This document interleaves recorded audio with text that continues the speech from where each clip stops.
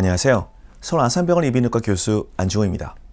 작년 가을 친구들과 제주 올레길을 걸으면서 이런저런 이야기를 나누던 중에 인류 역사에서 우리의 건강한 삶에 영향을 준 의학적 계기는 무엇일까에 대한 주제로 서로가 생각하는 가장 중요한 변화를 이야기한 적이 있었습니다.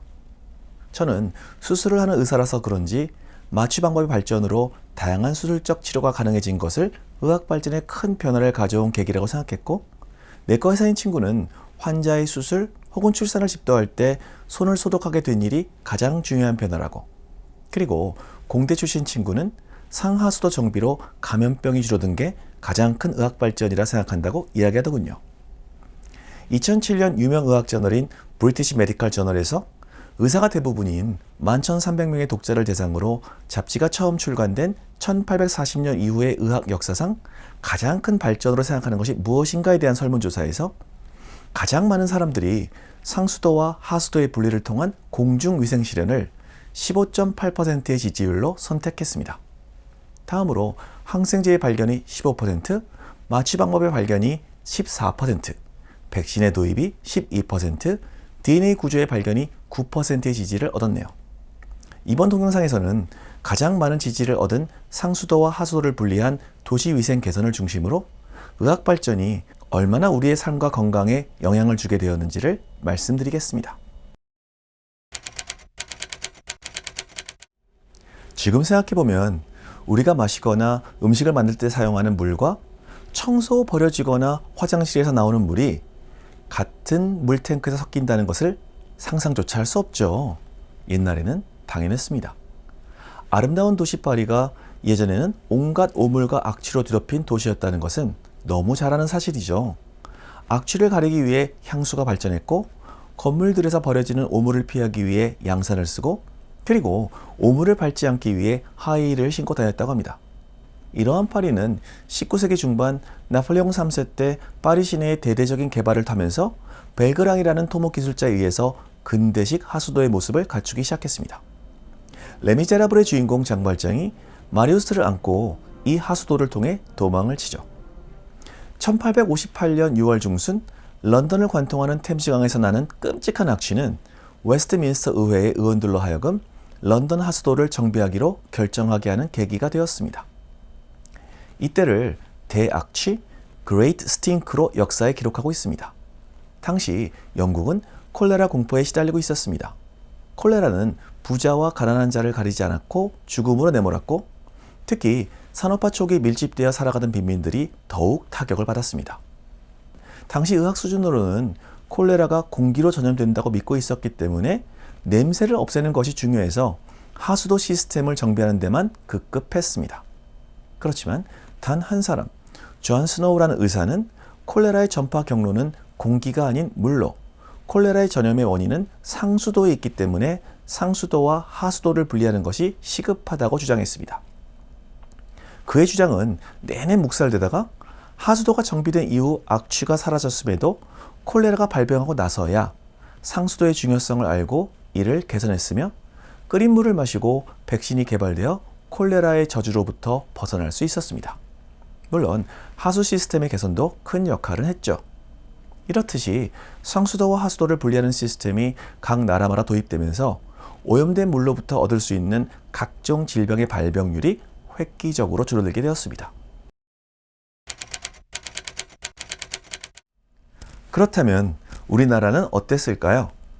1894년 6월 말 오스트리아인인 에르너스트 폰 헤세 바르텍은 부산에서 한양으로 긴 여정을 떠나면서 당시 조선의 상황을 자세하게 기록했습니다. 당시 사람들은 길가에서 당연한 듯 용변을 보았고 상하수도 시설은 꿈도 못 꿨죠. 1820년 중국을 거쳐서 콜레라가 조선에 들어왔을 때 수만 명 이상의 조선인들이 사망하고 전국이 죽음의 공포에 떨게 됩니다. 당시 의학 수준으로는 콜레라를 이해 못했고, 서양인들과 마찬가지로 콜레라가 병의 증기를 냄새 맡는 데서 비롯된다고 인식했기 때문에 적절한 대응을 하지 못했죠. 마치 2020년 초 코비드-19의 백신이 개발되기 전까지 세계적으로 큰 혼란에 빠졌던 시기와 비슷한 면이 있습니다. 우리나라 최초의 상수도 시설은 1895년 부산에 거주한 일본인을 위해 만들어진 시스템이 최초였고, 이후 1904년 초량수도, 1907년 용산수도, 그리고 1908년 경성수도가 완성되면서 전국의 주요 도시에 상수도 시설이 건설되었다고 합니다. 결국 일제강점기를 통해서야 우리나라의 상하수도 시설이 건립되었으니 가슴 아픈 역사이기도 합니다만, 그만큼 앞으로 더욱 발전해서 우리의 발전된 기술을 세계에 전해줄 수 있기를 바랍니다. 동영상 초반에 제 친구가 손과 상처 부위를 소독하는 것이 의학 발전에 중요한 변화를 가져왔다고 생각한다고 말씀드렸죠. 지금부터 그 이야기를 들려드리겠습니다. 병을 치료하는 데 있어서 수술은 매우 중요한 방법들 중 하나죠. 1846년 9월 30일 치과 의사인 몰튼이 에테르를 이용하여 통증 없이 발치하는 데 성공한 이후, 이러한 마취제의 발전 덕분에 수술은 획기적으로 발전하게 되었습니다. 문제는 마취제의 사용으로 수술 당시 환자의 고통은 줄어들었지만 수술 후 발생하는 세균 감염으로 여전히 환자의 사망률이 높았습니다. 당시 유럽의 산모들은 출산 후 10 내지 35%가 사망할 정도로 말 그대로 목숨을 걸고 아이를 출산해야 했습니다. 당시 비엔나 병원 산부인과 의사였던 헝가리 출신의 젬멜 바이스는 놀라운 사실을 발견했습니다. 병원에는 2개의 병동이 있었는데 제1병동에선 의사와 의대생들이 근무했고 제2병동에선 전문 교육을 받지 않은 산파들이 아이를 받았습니다. 그런데 의사들이 근무했던 제1병동에 비해서 제2병동의 산옥열로 인한 산모 사망률이 훨씬 낮은 것이었죠. 당시 의사들은 시체 해부를 하던 손을 씻지 않고 그대로 산모들의 출산을 진행했습니다.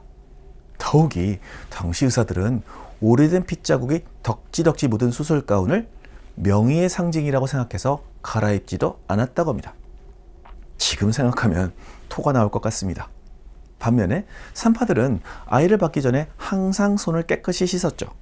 제멜 바이스는 이 같은 차이점을 확인하고 소독법의 우수성을 강조하며 무균 처리가 산옥열로 인한 사망률을 감소시킨다고 강조했지만 당시 의사들에 의해서 철저히 무시당하고 1865년 사망 후 한참 뒤에서야 손소독의 중요성이 알려지게 되었습니다. 이러한 역사적 기록들을 보고 있으면 제가 지금 정답이라고 믿고 있는 의학 지식들이 나중에는 잘못된 것으로 판정될 수도 있다는 사실을 깨닫고 항상 겸허히 열린 사고로 진실을 추구해 나가야 되겠습니다. 이어드린 구독자들께서 생각하는 우리가 건강한 삶을 누리게 해준 가장 큰 의학적 변화는 무엇일까요? 댓글로 의견 주시길 부탁드립니다.